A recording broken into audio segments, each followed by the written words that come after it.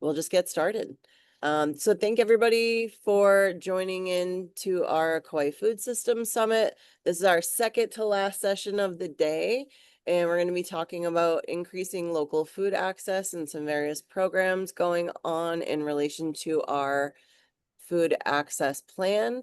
We've been the Kauai Food Access Coordinator since 2018, which has involved quarterly food access meetings that we collaborate with multiple agencies across the island to collaborate more deeply, also avoid duplication and replication of services.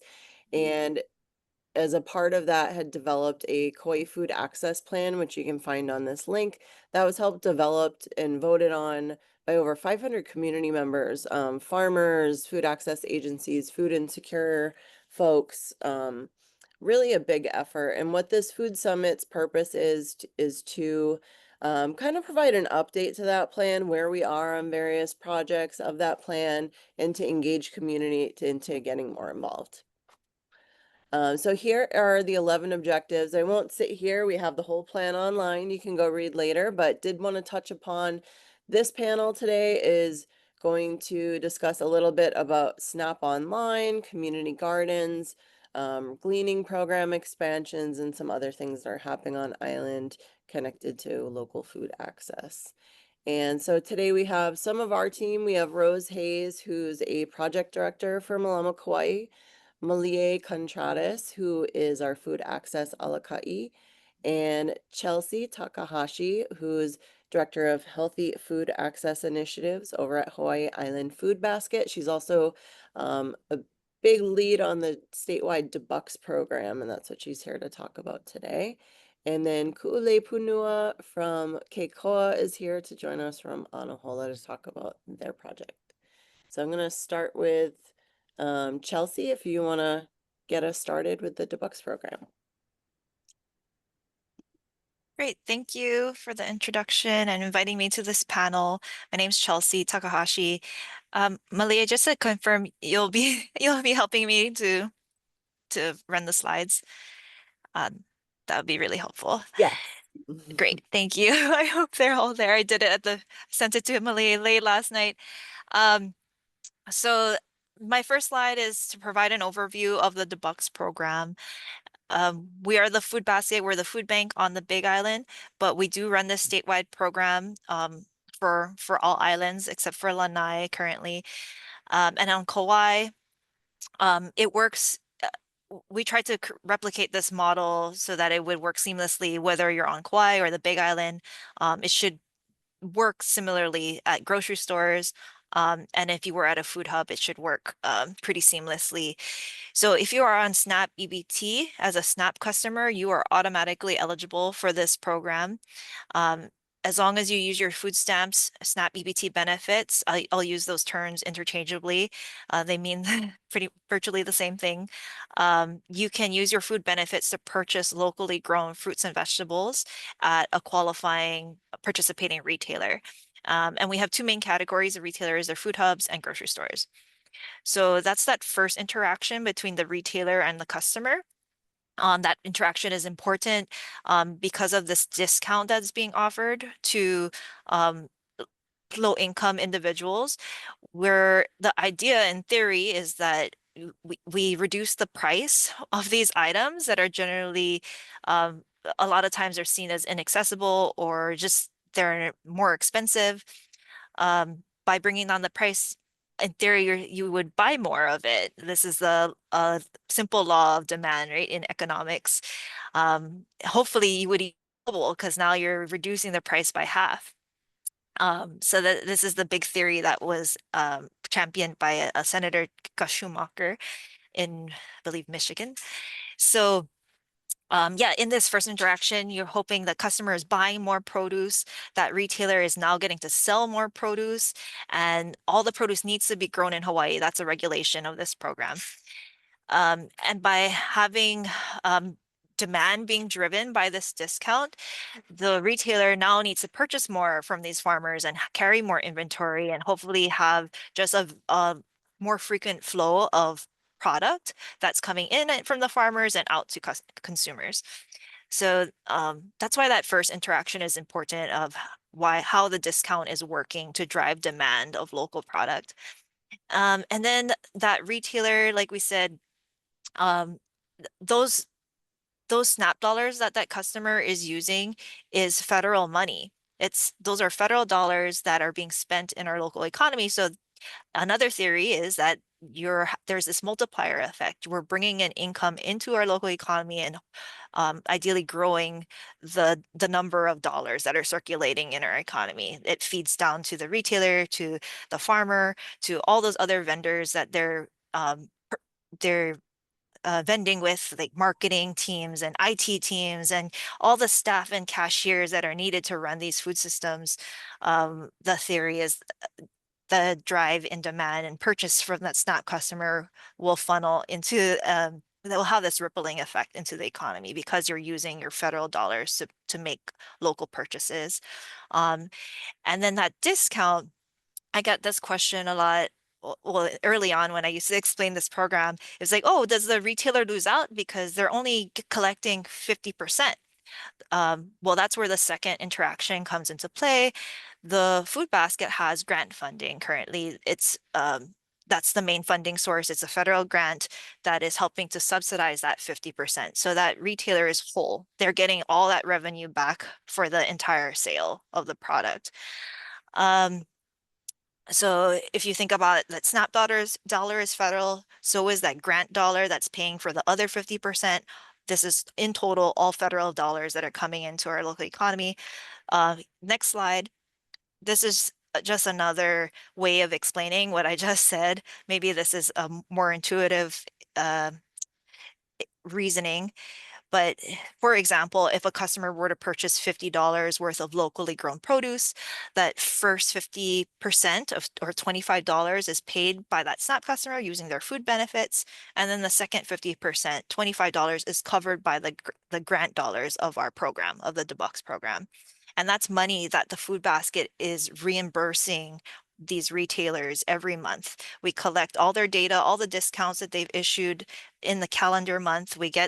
We receive a ton of data that we have to review, make sure it's in compliance with the federal regulation. It needs to be on it needs to be on fruits and vegetables.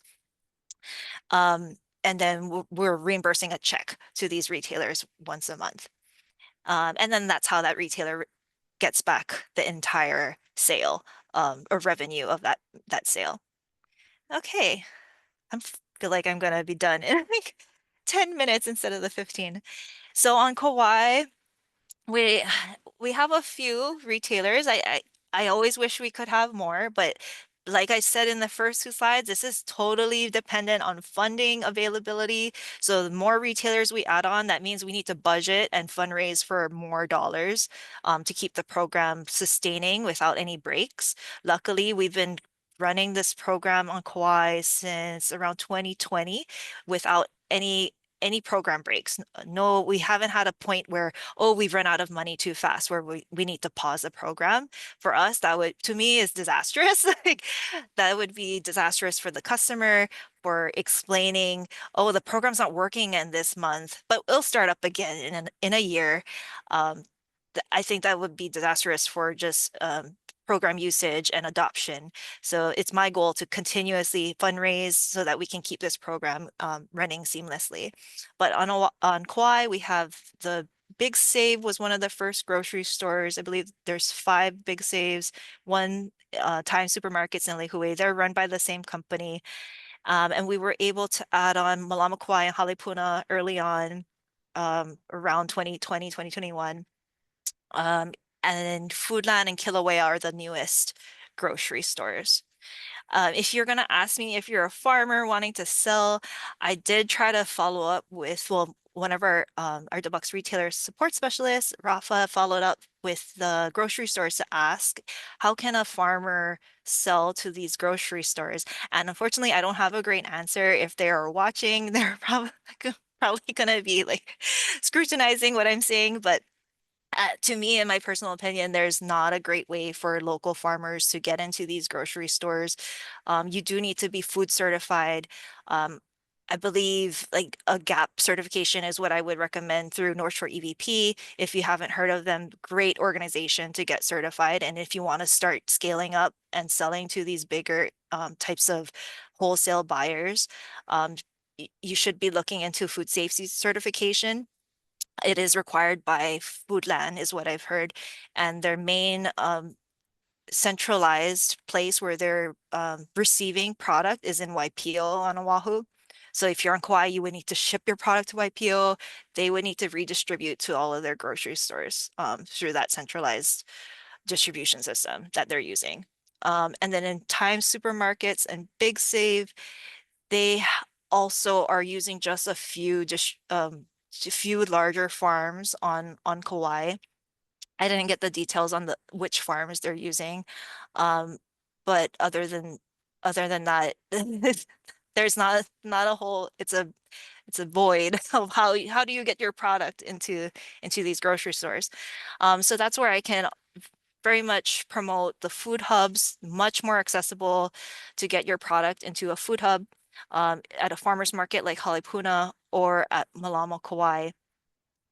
You would be able to I know it's much easier to get your product sold through these types of aggregators, local aggregators who can then also help promote your product through the debucks program, and they're able to push out your product with this 50% discount. A lot of farmers don't realize they're benefiting from the debucks program because they're selling through these food hubs. That's one of the benefits of what food hubs do. They offer different, not only the bucks, but I'm sure other promotional types of services to get your product out there to customers. You don't have to worry about transaction fees, about having all those little customer interactions. You can wholesale your purchase or wholesale your sale to a single aggregator. Um, and if you're selling to Mālama Kauai, you would be able to benefit from increased sales due to the debucks discount. Oh, and sorry, one more thing. There's a card. I don't know if it flew by. I didn't check it. I added an animation for this Debucks Access card. I get a lot of questions about that this card. It's actually I wouldn't use it to define the program. It's just a tool to use to make the process efficient when you go to a grocery store. So all it does is it's a discount card that you show to the cashier. It triggers a discount upon checkout and makes the transaction much more seamless. Um, and it immediately communicates to the cashier that you're a SNAP participant, that you want the discount, and the discount will apply to programmed eligible items that are locally grown in their POS system. Okay, I think the next slide. Here are a few statistics on program reach on Kauai. We did a survey. It was a statewide survey last year. Unfortunately, I mean, on Kauai, we didn't have a ton of responses just because of the sample size that was needed. We collected 26 surveys, and of those surveys, about 7.69% responded that they've used the program. I do see this as a very low usage rate. If we've done this survey twice now, before it was maybe closer to 14, but on Kauai, it's typically been a lower usage rate, and I would definitely identify this as a challenge, is trying to build awareness. Um, Generally, there's greater awareness is what we find in our surveys, and then another subset who are actually using the program. I think I'll stop at that. And then for this slide, this is showing our year-to-year transaction counts. I would say this dip that's you're seeing in 2023, 2024 is a result of the pandemic benefits going away, and it was February 2023. And 10,441 in 2024 would be around more of a stabilized rate of usage in the current year. So in the next one, it should be a slightly different trend, which is interesting. It's not completely declining. It's an interesting trend because then you're seeing, oh, it actually dipped in 2023, but we increased sales. So that to me is showing that even though you're having lower transactions, people are buying more in each transaction. And this just gives you an idea of the scale and scope of what the program can do for Kauai. So the food basket reimbursed $97,000 into these retailers on Kauai, and that represents half of what was actually being purchased. And to know that this is only we're only serving a portion of SNAP customers. So that kind of gives you an idea of the scale of demand for local produce by SNAP customers. So the next one, and I'm already done. This is my last slide. What's next for debucks? We have been talking to a few advocacy groups. Right now is kind of the sweet spot of when advocacy groups start to plan for the state ledge session, which runs through around January through June, or January through May. Um, we are finding early interest in advocates wanting to promote the bucks for seniors 60 and over who don't qualify for SNAP. So that's kind of this is a early heads up to you. If you start seeing a campaign or word about this is what we're advocating for, it's because we're having early discussion and there's early interest about making this happen for making a request in the state ledge next year. Um, I think that's it for me. Thanks, Chelsea. Mhm. That's super insightful. I hadn't seen the numbers come out, and it's interesting. Do you think that our lower usage has anything to do with the number or concentration of accepting agencies like promoting it, or are there any insight into why we might have less usage than other locations? Well, I I know one of your surveys one year, this was probably 2 years ago already, commenting about the variety and availability of local produce in the grocery stores. And right now, that's the majority of retailers on Kauai. Mm-hmm. Um, if we could have, I mean, ideally expand Food Hub reach on Kauai, I think that we could service um, more people.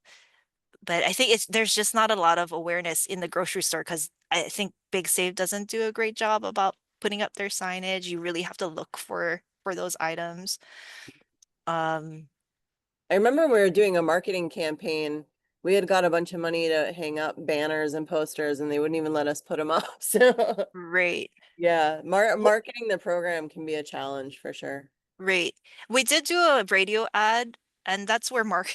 marketing funds, we only have them for they only go so far and we have to kind of time it. Like last year, we weren't sure if the program was even going to continue, so we held back on doing any large promotions.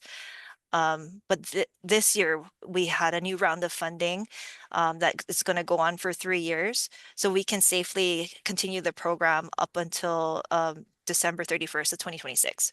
So right now we're kind of in this active. We have marketing funds that we can um, help to promote the Bucks again. And we did a radio campaign recently in on Kauai, which we did see a little bit of an uptick of usage because of the radio ad. Um, but it is a challenge due to that's another good point is when your grant funding is expiring and you don't know if you're going to have a program to run, you can't be promoting your program like heavily. So it's like a game on how to strategize your marketing funds. Great. Thanks for that insight. Mhm. All right, next up we have Mālie Contrades, our food access Alaka is going to share about some of Mālama Kauai's food access programming.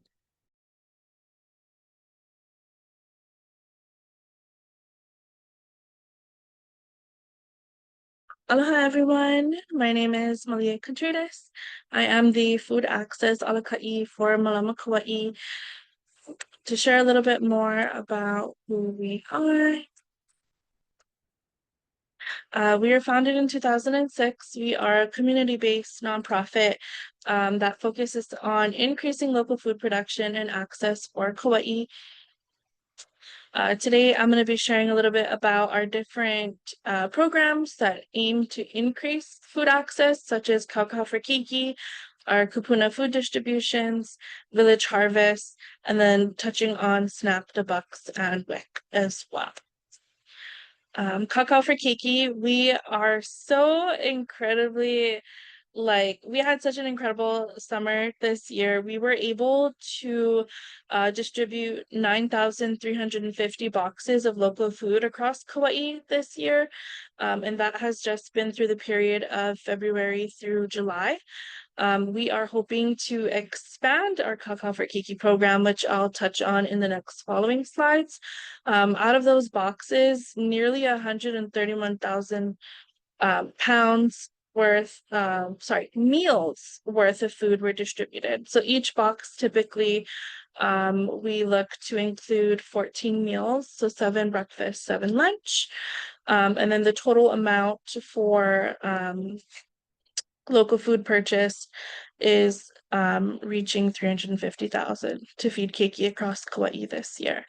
And we are so thankful for our team of volunteers who made this possible this year. You can see them pictured here, helping with making up the boxes, packing the boxes, distributing, and I'll share our list of partners here who were very crucial. So here we have Kūkulu, who is a part of Kaua. They were a big partner this year to help distribute boxes in the Anahola community, as well as Hawaii Food Bank. And we have some other people listed. To continue this, we do see that the need is growing significantly across Kauai. We're hoping to expand our partnership with farmers to meet the food demands, as well as other agencies to expand the geographic distribution. This year we had 7 different site locations across Kauai, and we are currently seeking funding for other school break programs. So it's our 5th year doing Kakao for Keiki, and this really stemmed from a response to COVID where the schools shut down, and the kids who qualified for free and reduced meals, or just kids lost access to having school meals. So in response to that, we created this program to feed our keiki, and we not only want to be able to supplement summer, which is the longest school break, but we want to do all of the breaks. So in a couple of weeks, we are going to be doing our first fall break distribution, where we are anticipating on serving 200 ohana across Kauai. We also have a kūpuna program. We are currently serving 45 kūpuna across Kauai, all the way from Kekaha to Ha'ena. We do have a growing wait list, but we are also facing funding limitations. The wait list is quite extensive. We have a lot of kūpuna who are wanting to be a part of this program. Eligibility for this program, we are serving kūpuna who are 65 and older and who are homebound.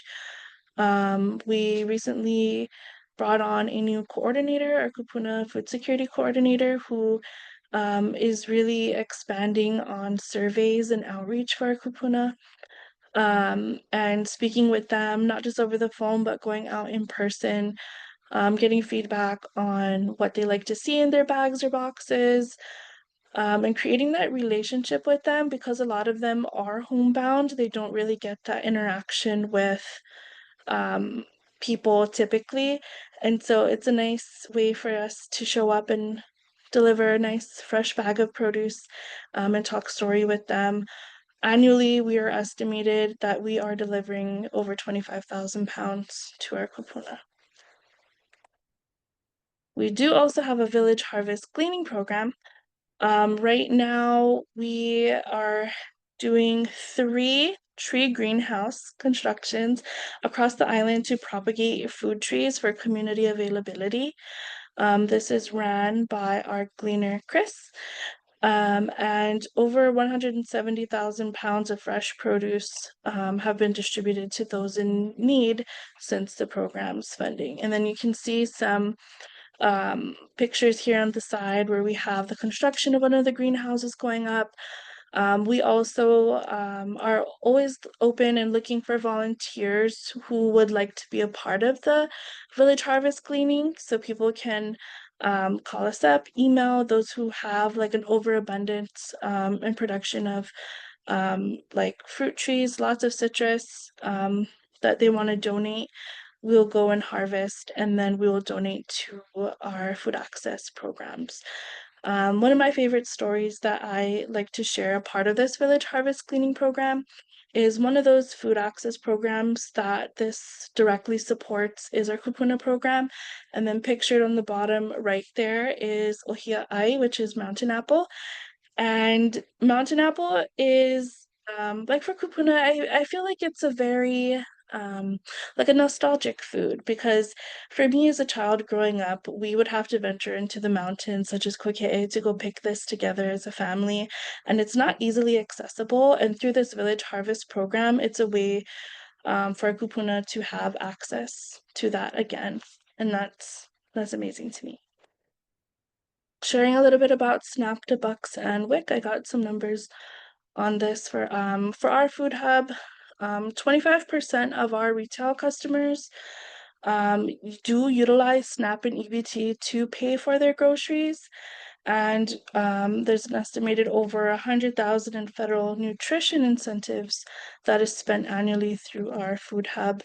There are currently 6 food hubs across the state that are involved in SNAP Online and WIC pilots that we have led here at Mālama, Kauai. And then to share a little bit about some numbers as well. So you can visit our food hub at kauailocalfood.com, and 30% of our vendors there are Native Hawaiian owned businesses. We do like to highlight them. You can see their products displayed weekly, and they'll have a Native Hawaiian banner on there. 56% of vendors are BIPOC owned businesses. We are currently on track this year to purchase over $750,000 worth of local food. And a lot of that was done just during that period of February to July to help feed our keiki. So a lot of funding and food being grown and served to feed our community. Over the last 5 years, there has been over $3.5 million in local food purchase through KLF. Some successes and challenges that we have noticed is our community partnerships and involvement expand capabilities. We are so grateful for our community partnerships and our volunteers that help make these programs possible. We have a very strong volunteer-based support. Right now, we have not too many volunteers. We love our volunteers, but we have so much people willing to serve the community that we are always actively seeking avenues of where we can not put them to work, but have them help us out. We do see that there's lack of funding for continuing and expanding programs, and the community need is. And that is it for me. Thank you. Thank you, Mālie. What do we have up next? We have Rose here.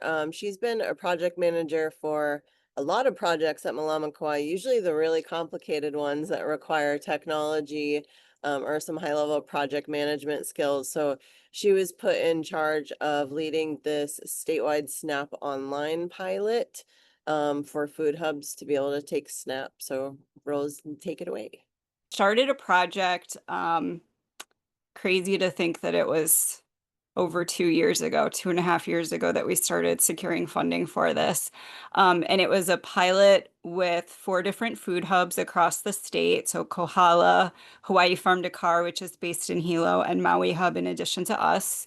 We all use the same software vendor. So we use Local Food Marketplace for our online food hubs. And really the idea behind this whole project was to make it easier to do SNAP transactions and to take advantage of those debucks incentives that Chelsea shared. So right now, when you place an order, you can still place the order online with us and with the other hubs, but you have to get your card scanned at the time that you pick up your order, and that's when your payment takes place. So once a hub is live on the SNAP Online program, then that transaction takes place online. The credit card and SNAP card numbers are entered at that point in time, and then the transaction is processed, so that amount gets taken out of their SNAP balance. So that's really the benefit to doing this whole thing.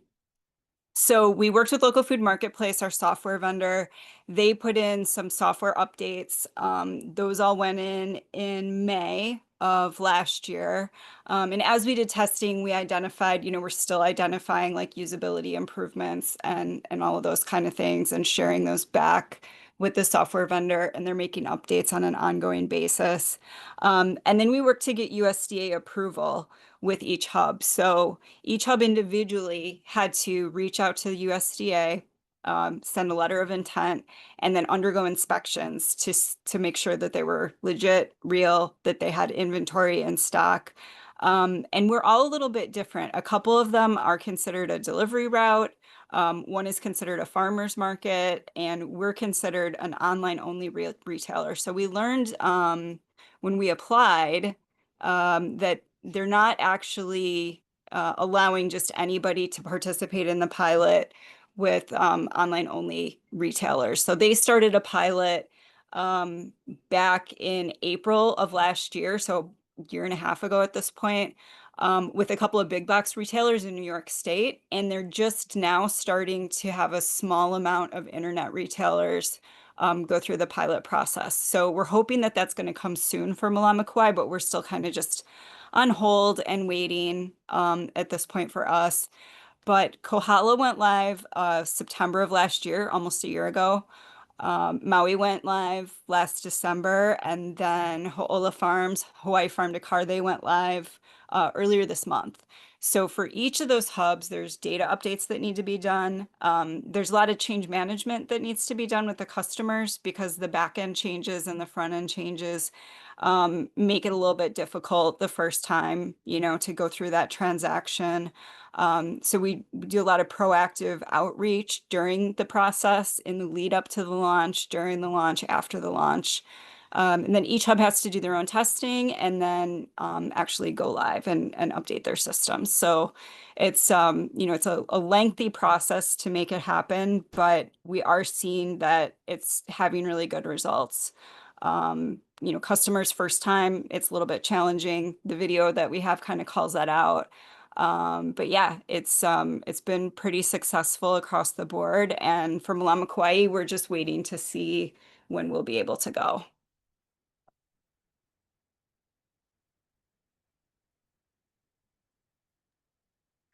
Thanks, Rose. Thank Yeah. you. It's definitely disappointing when we're leading projects and we're the ones hanging, not executing on it. But I think folks really understand when it comes to government, how these things work.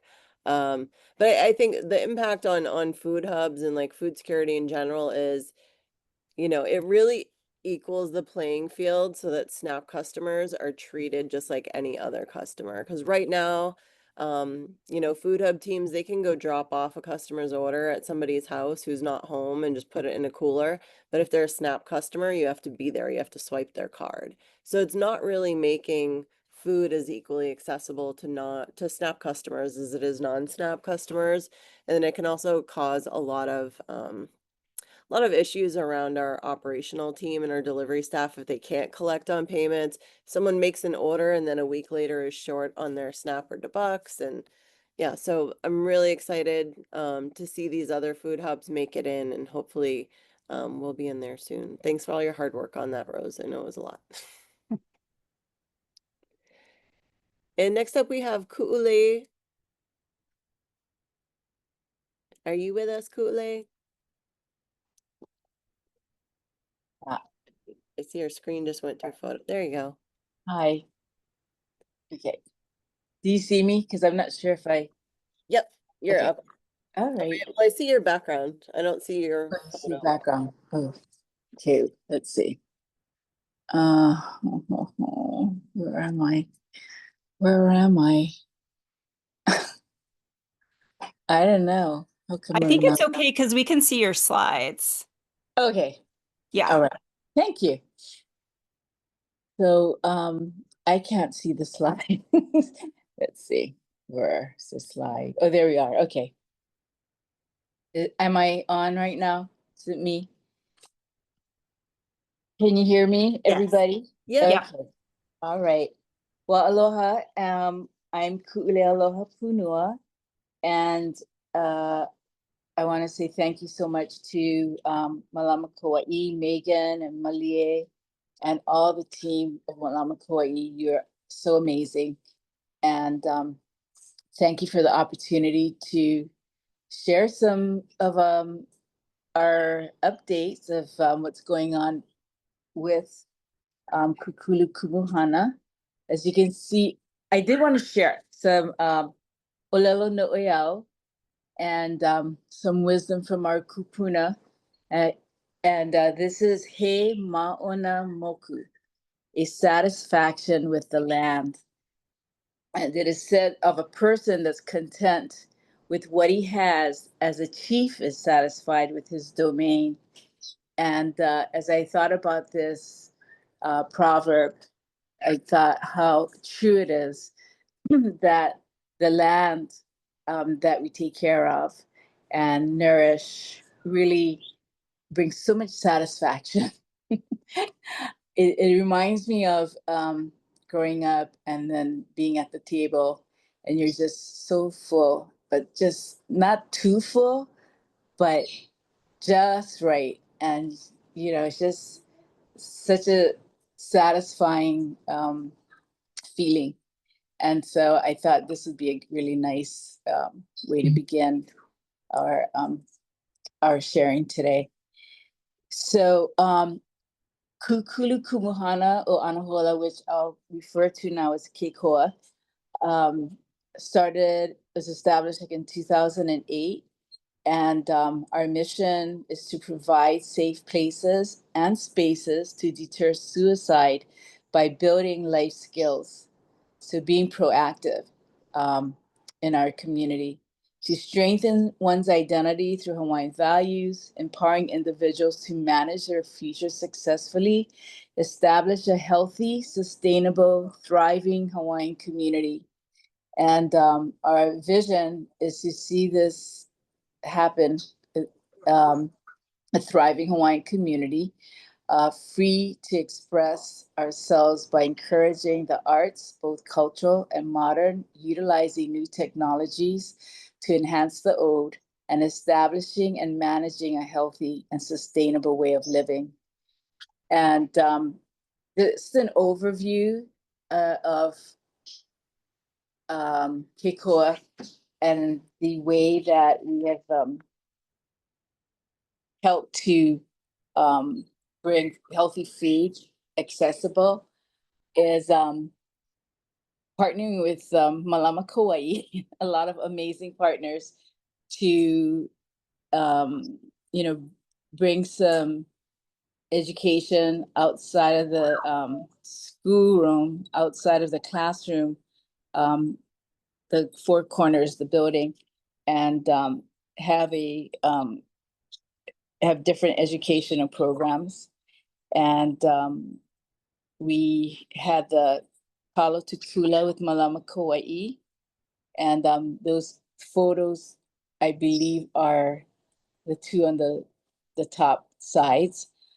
And also some other programs, well, other ways that we make food accessible is our Māla in Anahola. It's about a 1 acre property that we are cultivating kalo, dryland kalo. And then we just started planting fruit trees, the orchard, with ulu, maia, papaya, niu. And we also really try to have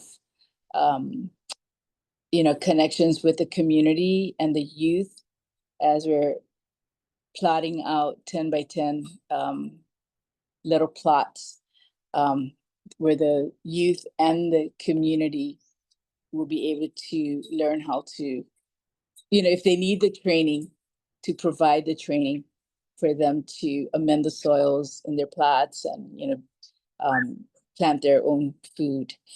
And then we also will be having healing gardens at the entrances of our property, which is right in the center, photo right there, or snapshot. all of the entrances will have healing gardens that you can really start the entrance into our garden, which you see right here. It's a 10-acre parcel that's in Anahola. So regarding the education programs, we've had the resilient leadership program and food security. And we've had those programs with mainly Kanui Kapono. We've done the workshops with DOE staff and faculty, and that was through Mālama Kauai, the Kalo Tukula workshop.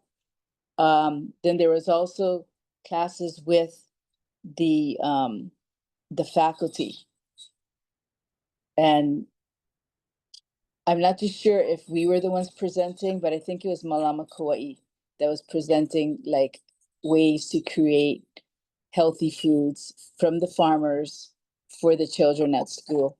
And so you can see that on the top, they had like a little fruit bowl and they had kalo poke. And let's see, we also bring homeschool groups up if they're interested. They actually usually get a hold of us. I think that's the way it's been working. We've had interaction with the Boys and Girls Club, and then the VA'a program that recently was introduced on Kauai this year. We did quite a bit of support with that, and also taught the kids the importance of the plants, the food that our voyagers took with them. Sorry, got some little background music going on here with our parrots, but okay, so regarding the data, I believe that we saw an increase of about 15% from last year. And this was, I think, Mālama Kauai's records for the produce that we brought to the food hub. And I think it was mainly kalo. So there was a little bit of an increase there. And some of the community engagements that we have with partnerships. So since we started in 2008, we started with the Anahola Ohana free movie nights. And just starting really small with this community, Mālama Kauai, I believe, came in probably first or second year that we were there. And just real baby steps that we took, but always having healthy food as a goal for our community. And when the funds were provided, you know, like salad, like having veggie salad was like an important thing. And instead of like sweets and cakes and cookies and candies, we really strive to put better food. So we would, you know, try to have the fruit and watermelon, excuse me, mango, whatever, again, the farmers had. So we really are conscious of having our community eat healthy. So that's kind of it on the community engagement. We also have been part of the Kaukau for keiki, and that's quite a incredible service to the community, and really seeing the faces of the parents coming and picking up, you know, like that box of weekly food for it was big, and it was a big help for the families. And so I've been to the Anahola site where they pick the food up, and it is quite a blessing for the families. One recent story that I'm recalling is I was at my class reunion and I was sharing about our nonprofit, Kikoa, and the work that we do. And I also mentioned Mālama Kauai because I was encouraging my classmates. It was my 49th year class reunion. So that just gives away my age. But anyway, there's about 40 of us. And I mentioned Mālama Kauai. And then one of my, like classmates stood up. She goes, I have to say something. She says, I'm on the Mālama Kauai list, and I look forward to ordering my food every week. She says, and they deliver to my house because she has like a patch program where she has, little ones that she takes care of. I was like, wow, that's really great, and she goes, oh, I look forward to that fresh vegetables and especially the fresh fruit. So she was really stoked about the food hub and just the service and the outreach that you considered. It's not just you order online, but it's like, you have these different hubs close to the residents, and also that you offer the delivery service too. So that was a real nice surprise. And let's see, we also do kūpuna meal kits, and that's with another partner, Nourish Kauai. And we do that weekly, and we're so grateful to all of our volunteers. So that meal kit has like portion for 4 people. And so the kūpuna can have that 4 days, or if she or he has a family, it helps the family out a lot. And that's been really positive too. And then let's see, we have fresh produce that we also deliver to the community or to the 2 schools that are in Anahola. The Kumuhana school, preschool, they moved, but we still do outreach to them too. And that comes from Aina Ho'okupu o Kilauea. Let's see, so that's every other week. And then we just recently invited the community to plant 23 fruit trees in July. And then we're gonna have another tree planting in September. And then I mentioned the food hub.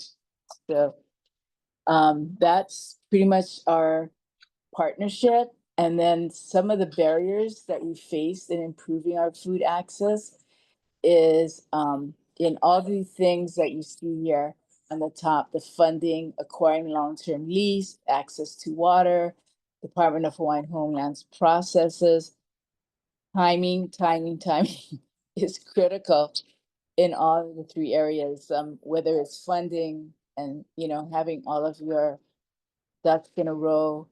And the funding part is, it's a barrier. I mean, it's not easy, but, that's how we operate for the most part.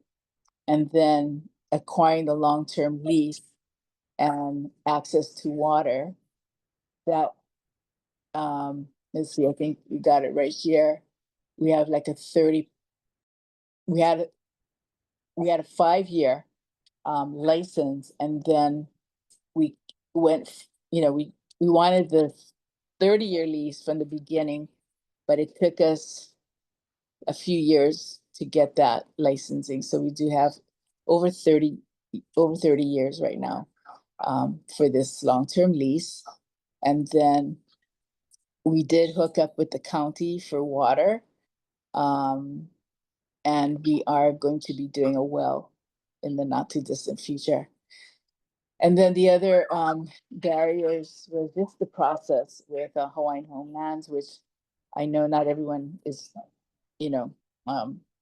having to deal with them, but we were blessed with the 10 acres, but it is a process. I mean, we had to get the environmental assessment and, you know, just delayed responses, unexpected requirements. So that's been some of the things that we have faced. And in spite of all of that, we are, you know, like overcoming those obstacles. So let's see if I have any other. Okay, I'm not sure if I'm going over my time, but I have the other part of the slides. Some of the lessons that we've learned is that in spite of the barriers, we did increase our food access through the like-minded partners such as Mālama Kauai, and Mālama Kauai. No, we, like I did mention the other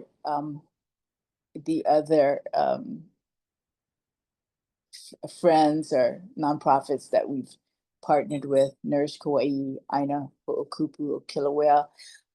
There's another farm in Aliomanu / Anahola, Kalalea View Farms. And they've brought volunteers to help us, you know, weed. They've brought some, you know, overabundance of food so we could add to the kūpuna packages. So we've made it available for the community. We've been able to accomplish a lot of goals, but we couldn't do it without our partners and volunteers. And for that, we're so grateful because, you know, with the partnerships, we've been able to accomplish a lot. We've continued the food distributions. We've built relationships, trust. We've provided access to what concerns the community. As I think Mālie was mentioning, you know, you just, you have access to people as they're opening and they're asking questions, and, you know, you start hearing their needs because they start trusting you because, you know, you're delivering, you know, their meals and everything every week. So that's been really beautiful too. And I believe we really have made an impact on so many different levels, and in not necessarily we, Keikoa, but the community as a whole.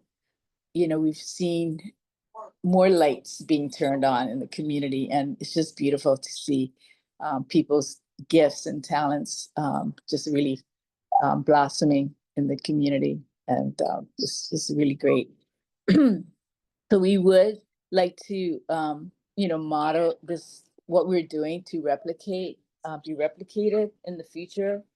And we also, number 3, we do also want to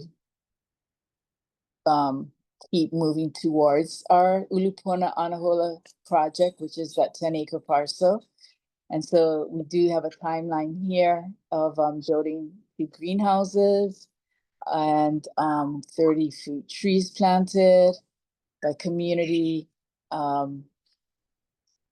going to start transferring all of our things, plants, etc., from the Mauka site to the Makai site, and by the end of the year.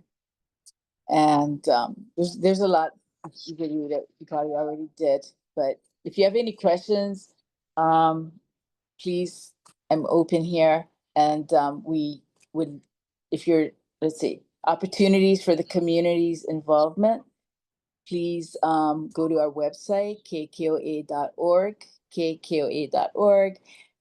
We have a volunteer sign up. There's every Tuesday of the month, beginning in October, 4 to 6. Every Wednesday, we have delivery of meal kits. Every other Friday, we deliver fresh fruit, veggies to those in need. We are also on Instagram, KKOA _life. And then our beautiful executive director, Ray Makanani Nam, who does incredible with the community. Her email's right there on the corner. So thank you very much. And that's it for me. Thank you. And I've been blessed to get to partner with you guys for so long and see how much growth you guys have done. And I have to say, like the aloha is real with you guys. The thing that's so strong with you is you do anything to serve your community, and people can see it by the diversity of programs that you run in Anahola, and just really appreciate all the work that you guys have done. So good job. Well, likewise, Megan, you too. I felt the love. No, for sure. I mean, that was such a really divine connection from the beginning. But I mean, it's like, I think maybe the second year that we were doing it, you guys were there, and we've always kind of like followed each other. Yeah. You know, the first, in fact, I think it's in my notes, but in 2015, you guys provided an Aina-based curriculum you remember, at Kavaikini and And Chelsea. Kanui Kapono, we worked with you on Kanui Kapono, one of their gardens. Okay, yeah, but didn't you do that? Yeah, so anyway, Chelsea was sent from our board of Yes. directors to take that class. But yeah, so it's Long been a time. wonderful, yeah, it's been a wonderful partnership for sure. So, Definitely.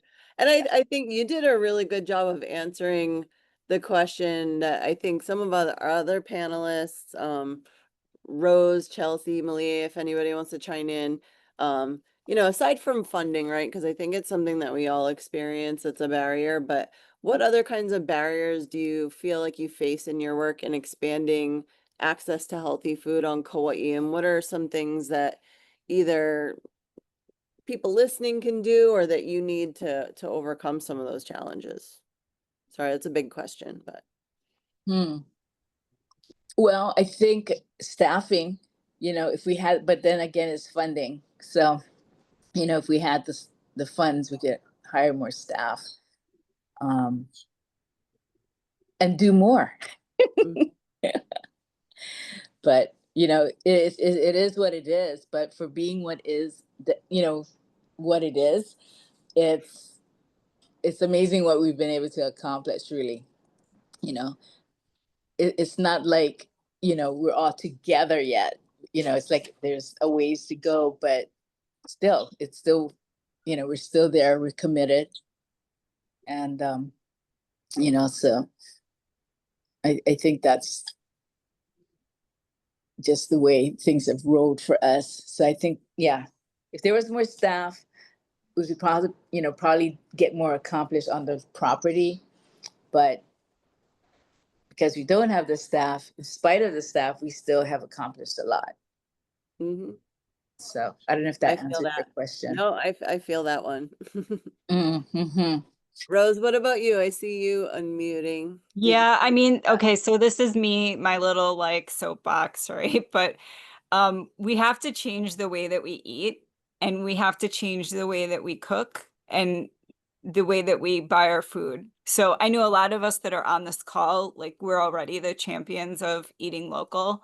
But I do just see so many people in the community who say that they're local and want to support local, and they're shopping at that big box store that has all the really big boxes waiting for you when you check out, when you're exiting. I'm not going to call them by name, but I know it's a economical thing, but do you really need that big of a quantity of the food, or can you buy something fresher, local, closer to home, and serve that to your community, to your friends, to your family, to your ohana?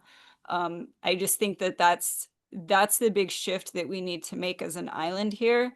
If we are going to move the needle on how much food is flown in, we have to stop eating the food that's flown in. I agree. However, I think it's having the consistency, like as a consumer. Excuse me. I mean, thankfully we have a lot of farmers in Molowa'a, so we have access to the fresh veggies, etc. But it's kind of like, I think we're at least moving towards that. And as there's more places that you can create products out of it, then you'll have more options to get. But I think just starting what you've started here at the food hub, to me it's a big deal, because you are across the island, and as the farmers increase, or as the produce increase, and it's like consistent, where then maybe the prices might go down. So it has, I think it has a lot of variables to get to that place, but I think we're on the way. And it's just getting the word out. That's my 2 cents. Thanks. Chelsea, did you have something to add? Yeah, I just have a few small suggestions. One was related to, because we don't have staffing on Kauai, we do rely on the people I know there to ask for help, especially when it comes to just reporting. If anything, if you feel like the program could improve, the only way I can know if the program's not working is if we get an email or a phone call. Um, and luckily, actually, we get very few complaints throughout the year, but I do welcome feedback through our website contact form. You can call us. We have one main number. Any one of our staff will call. We now have a team of 8 full-time people. And even I think Bev Brody was on here. I'll ask her to send me photos, like how is the debug signage looking?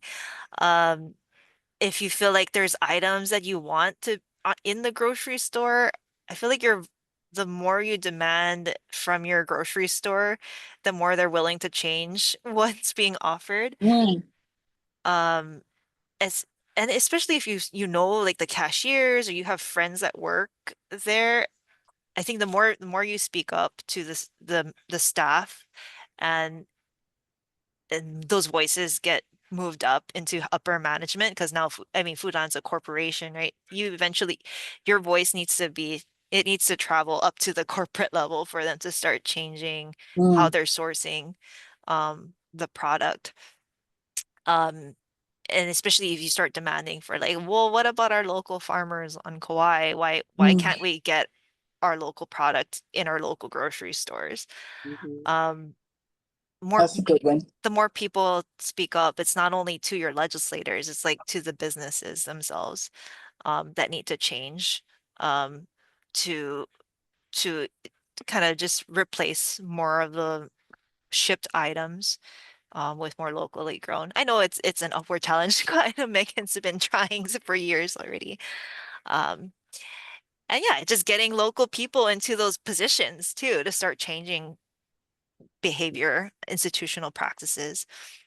Um, And then I thought of we've been doing, because I've noticed a lot, there's always this kind of trend of there's a population of people who are aware, and then a smaller population who are actually using the bucks. And I mean, the thing I could think of is why wouldn't somebody want to participate if they know they can get a discount? And one of the reasons has to be it's because they're unfamiliar with the produce. They don't know a recipe, or they don't know too many ways of how to incorporate the produce. They've never purchased it before because it was out of their price range. Um, we've been doing a lot to do more nutrition education on Kauai, primarily through the Boys and Girls Clubs. And a lot of them, they all have certified kitchens. They typically have great staff that are willing to prepare fresh food for their kids. And I'm sure they would appreciate donations if anyone wanted to donate, if they had like produce in their backyard that they wanted to donate somewhere. The Boys and Girls Clubs, I think, would appreciate any type of fresh produce donations.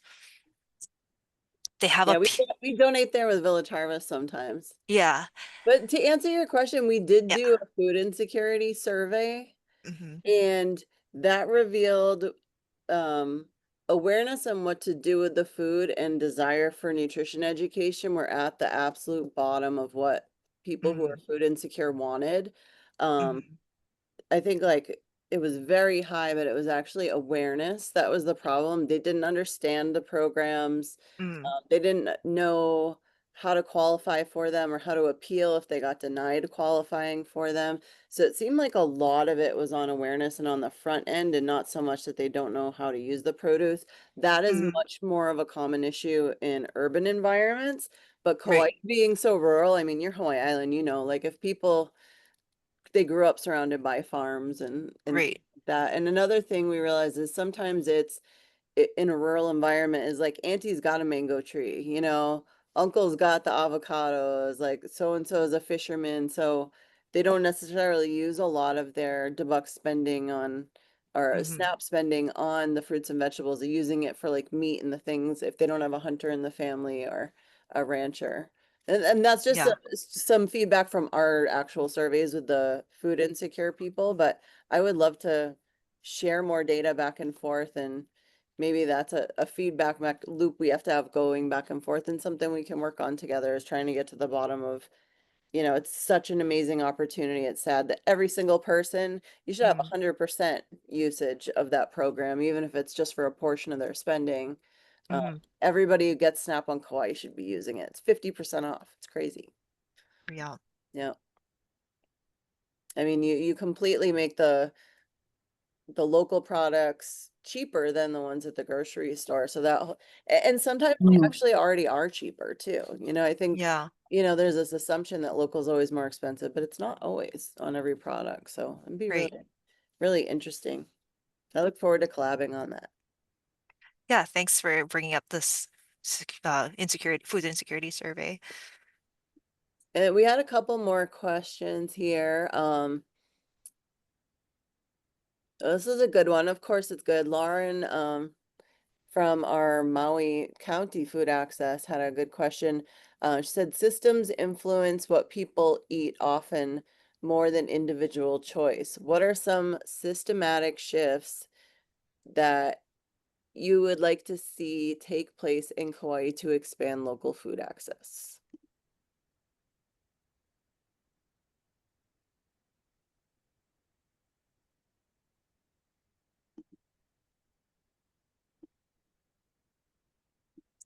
For anyone. Y'all don't have Yeah, enough time for me to answer yeah, that one. I'm gonna like I know. Well, yeah, I agree with what Lauren is saying. Is that the of creating opportunities and yeah, systematic shifts have a much more have a broader and faster changing a way of changing behavior on a population level versus trying to target individuals. Um, I don't know if anyone else is trying to jump in to talk, which is, I mean, the whole point of why the Bucks, I think, is such a people really like latch onto the program. It is in its essence a systematic. We're trying to systemize making it affordable and a very population level, like broad-based um, level for everyone that's low income and who qualifies. Um, I know Department of Ag Chair Sharon Hurd has been trying to expand it so that it can be reach the Alice population as well. But that also is a systems shift in thinking to get our ledge to wanna put in back funding behind that type of large scale shift.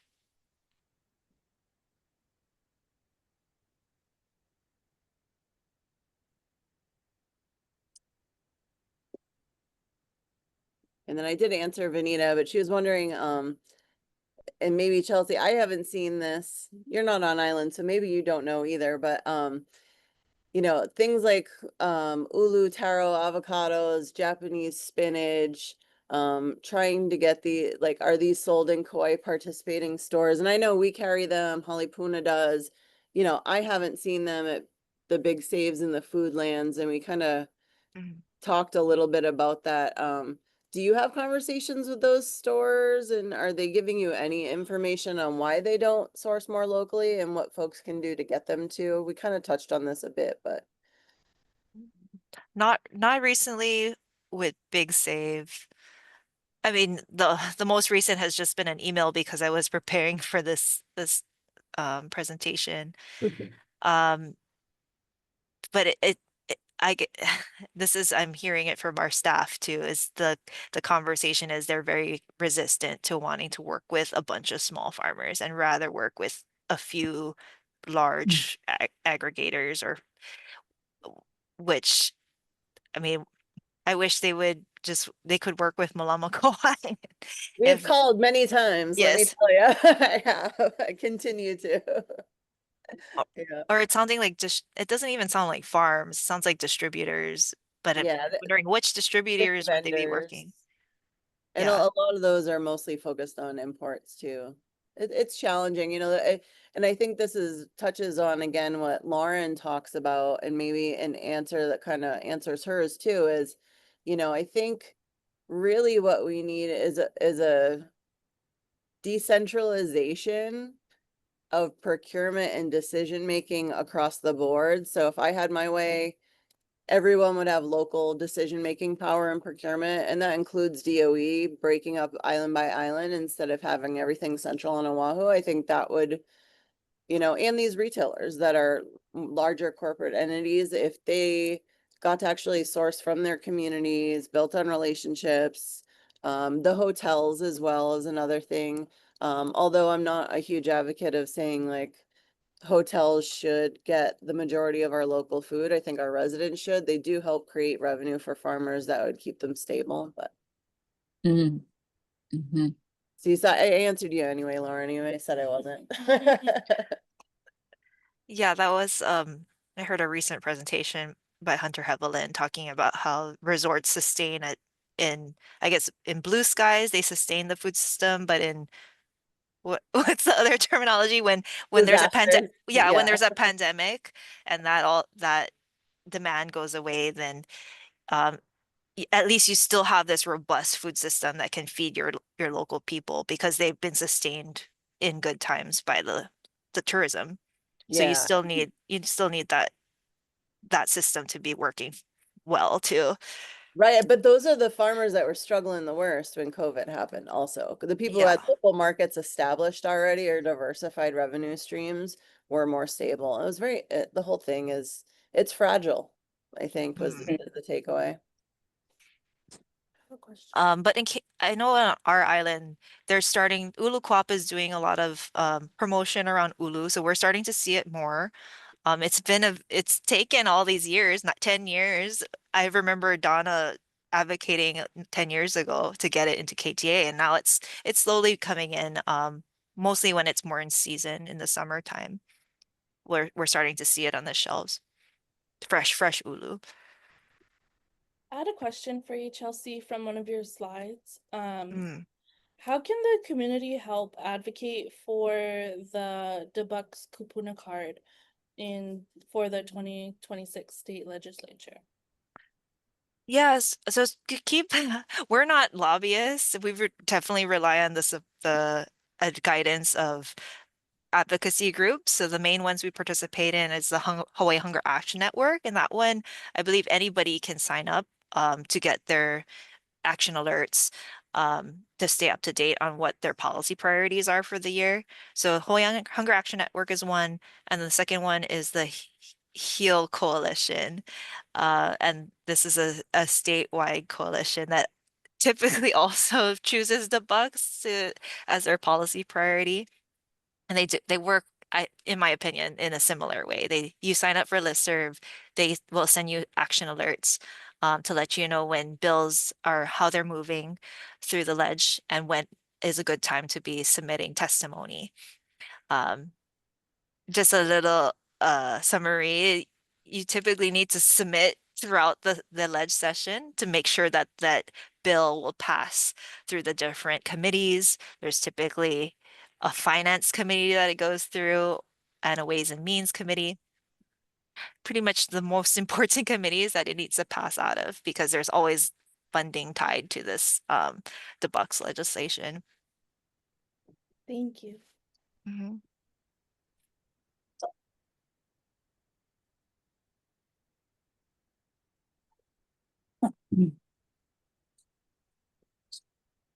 There's one more question. How do you ensure that local food access programs are truly equitable in reaching those most in need? What effort are you making to kind of go above and beyond?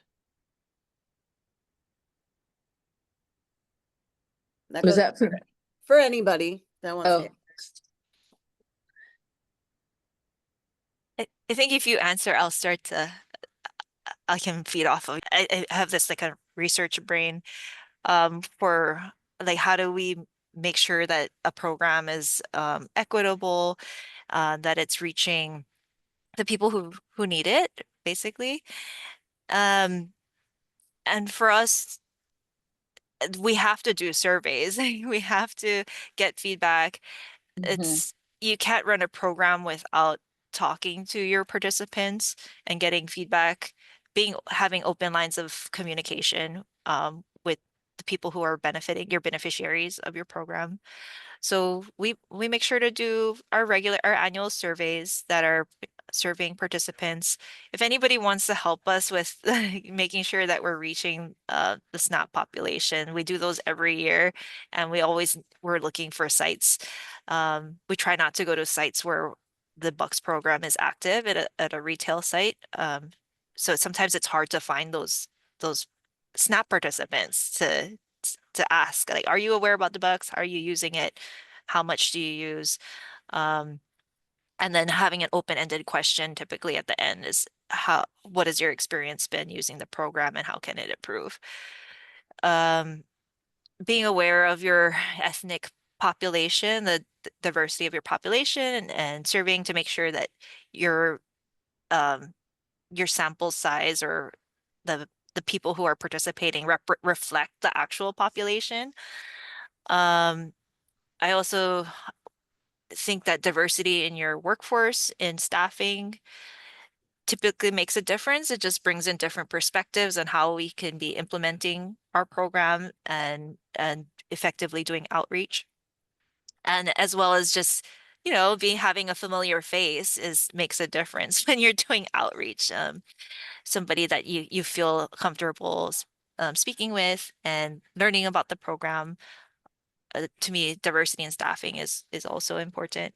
And then your partnerships, doing as much partnerships as possible with community organizations in your outreach. We have our own SNAP outreach contractors here in the food basket, and they've been doing a lot to help us reach all SNAP participants on Hawaii Island.